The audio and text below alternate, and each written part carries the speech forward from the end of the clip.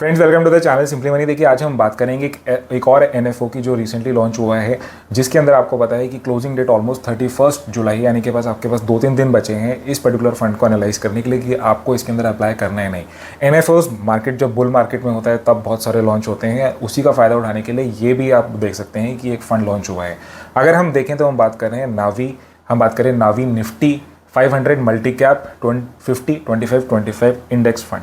तो ये थोड़ा सा लंबा नाम है लेकिन समझने में बहुत इजी है। यानी कि ये पैसिव फंड है, मल्टी कैप फंड है, और आपको पता है कि मल्टी कैप फंड जो होते हैं उसके अंदर आपको एलोकेशन मिलता है लार्ज, मिड एंड स्मॉल का। तो इसके अंदर आपको जैसे पता है कि प्रोपोर्शनेट ज़्यादा रहेगा लार्ज कैप्स का, देन रहेगा मिड कैप्स का, दैट इज़ 25 एंड 25% रहेगा स्मॉल कैप्स का।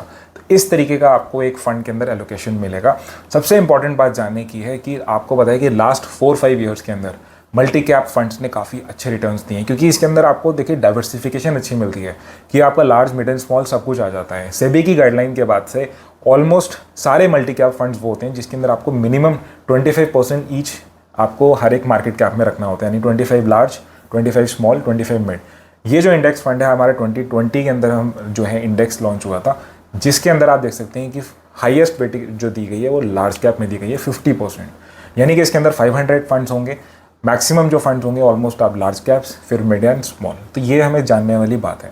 नाउ हम बात करें तो ये पहला मल्टी कैप फंड है जो इंडेक्स फंड है, यानी कि पैसिव फंड है। Multi cap funds last 4 years के अंदर काफ़ी अच्छा राइज किए हैं, क्योंकि आपको पता है कि मिड एंड स्मॉल कैप्स ने भी काफ़ी अच्छा परफॉर्म किया है along with the large caps.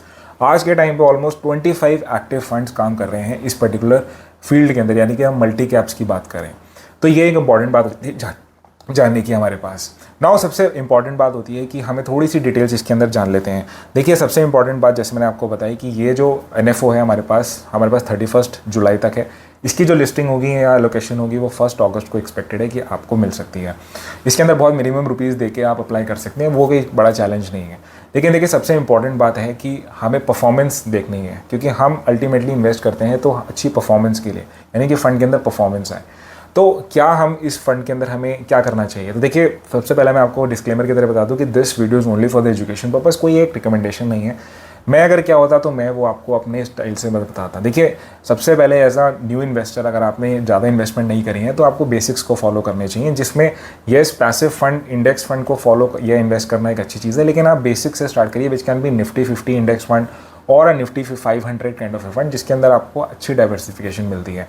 Now multi cap के अंदर इन्वेस्ट करने से भी आपको डाइवर्सिफिकेशन अक्रॉस द 3 कैटेगरीज मिलती है, लेकिन मैं इसके अंदर आपको बता दूं कि जो जनरली जो परफॉर्मेंस देखी गई है मल्टी कैप्स के अंदर, उसके अंदर आपके जो एक्टिव फंड्स हैं उन्होंने लास्ट 1, 3 ईयर, 5 ईयर्स के होराइजन में ऑलमोस्ट 2% से बेटर रिटर्न्स दी। यानी कि एक्टिव फंड्स जिसमें आपको पता है कि फंड मैनेजर के पास चॉइस होती है कि वो minimum 25-25 allocation mid and small का रखने के बाद उनमें ज़्यादा प्रोपोर्शन भी रख सकता है।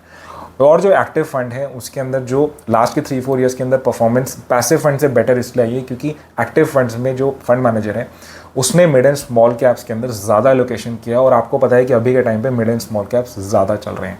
तो ये एक रीज़न है कि इस पर्टिकुलर कैटेगरी के अंदर रादर देन इंडेक्स फंड या पैसिव फंड आपके एक्टिव फंड्स ने ज़्यादा अच्छा परफॉर्म किया है। बट स्टिल मैं आपको एक और डिस्क्लेमर देता हूँ कि पास्ट की परफॉर्मेंस से हम फ्यूचर का नहीं बता सकते, बट स्टिल आपको इंपॉर्टेंट है एटलीस्ट परफॉर्मेंस जानना, क्योंकि थोड़ा बहुत तो आइडिया एटलीस्ट मिलता है पीछे की परफॉर्मेंस को देख के। तो यानी कि अगर हम अल्टीमेटली बात में आएँ तो आपको अगर देखिए ऑलरेडी इन्वेस्टेड हैं इन निफ्टी 50 के अंदर, या आपके पास ऑलरेडी कोई फ्लेक्सी कैप फंड है, या आपने कोई specialised large and mid and small cap funds already ले रखे हैं, तब तो आप सीधा सीधा इस फंड को अवॉइड कर सकते हैं। यानी कि अगर मैं होता तो इस पर्टिकुलर फंड को अवॉइड करता उस सिचुएशन के अंदर। और अभी भी क्योंकि देखिए एनएफओस जो होते हैं नए होते हैं, उसके अंदर थोड़ी सी परफॉर्मेंस या किसी भी म्यूचुअल फंड को, क्योंकि ऑलरेडी अगर मार्केट में आए हुए हैं, आपने परफॉर्मेंस उसकी 3-4-5 साल तक देख रखी है, बेटर तब होता है कि उस एनएफओ या उस पर्टिकुलर म्यूचुअल फंड के अंदर इन्वेस्ट किया जाए। Even though this is a new type of, यानी कि एक इंडेक्स फंड है, बट स्टिल इतना कोई मुझे ल्यूक्रेटिव नहीं लग रहा है कि उसके अंदर हम जो है अपने पैसे को इन्वेस्ट करें। इससे बेटर अपॉर्चुनिटी मिल सकती है कि अगर आप निफ्टी 50 या निफ्टी 500 या जो mid cap kind of index है डायरेक्टली उनमें इन्वेस्ट करें, तो मुझे लगता है ज़्यादा अच्छे चांसेस हैं रिटर्न्स के।